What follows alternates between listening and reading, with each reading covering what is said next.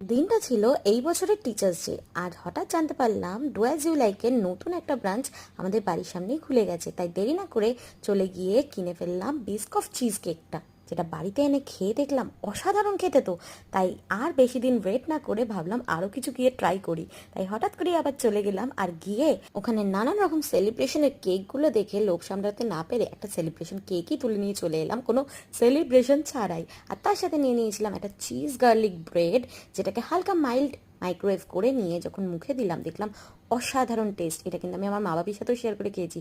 আর তার সাথে এই ব্ল্যাক ফরেস্টের নিয়ে নিয়েছিলাম সেলিব্রেশন কেকটা, যেটা আমি 2-4 দিন রেখে দিয়েছিলাম রেফ্রিজারেট করে।